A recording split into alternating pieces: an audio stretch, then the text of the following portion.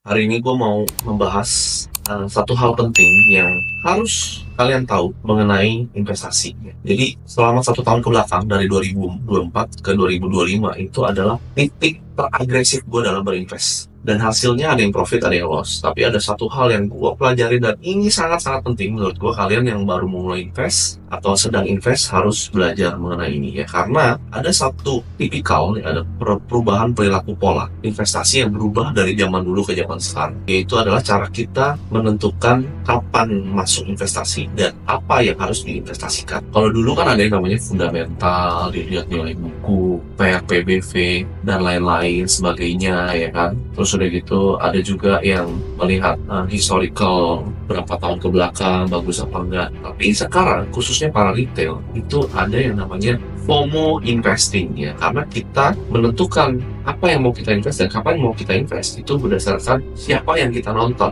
Nah sebenarnya ini cukup berbahaya karena kita menjadi nggak punya pemikiran sendiri, kita jadi nggak kritis, kita jadi nggak belajar. Salah satu yang pelajaran paling berharga adalah gue melihat orang-orang ini yang sukses dengan cepat, kaya dengan cepat, pintar, gue yakin pintar karena mereka kaya dengan cepat dan lebih kaya dari gue jauh gitu kan. Itu selalu istilahnya apa ya, mempom-pom lah istilahnya ya. Karena mereka punya barang sangat banyak, mereka beli ini bagus.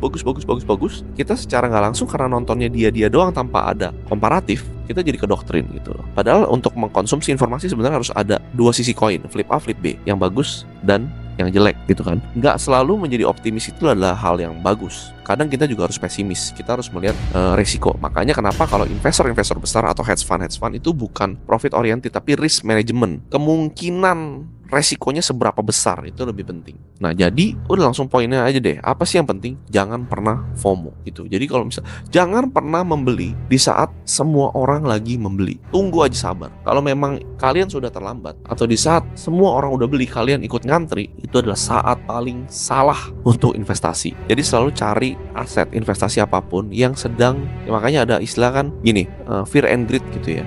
Buy when other fearful gitu kan. Jadi kamu beli di saat semua orang ketakutan dan kamu jual di saat semua orang euforia. Itu adalah kata-kata paling benar, tapi penerapannya sangat-sangat susah. Jadi di saat semua orang ngomongin satu aset investasi secara terus-menerus, secara gila-gilaan, di mana semua orang yang kamu tahu juga ikut beli, itu kamu jangan masuk. Lu jangan masuk. Jual kalau bisa, lu short. Karena yang terjadi adalah pada saat semua orang masuk pasti ada orang lain yang take profit karena dia beli sebelum semua hal ini rame. Jadi belilah saat market itu sepi. Kayak sekarang nih market lagi sepi berdarah-darah. Sebenarnya gua berani jamin 100% kalau lu beli sekarang dengan risk management yang tepat, lu grid ya kan, jangan langsung all in jebret. Lu beli IHSG itu lu pasti untung. Lu beli saham perbankan lu pasti untung sebenarnya, karena sekarang lagi koreksi dalam banget, semua orang lagi ketakutan, lagi keluar. Itu sebenarnya kalau lu invest sekarang pasti untung. Gua nggak ngomong bisa untung berapa, tapi pasti untung. Sekarang yang lagi difomoin apa? Emas. Wah, emas lagi naik gila. Apakah bisa untung? Ya bisa in the long term. Tapi apakah akan ada koreksi?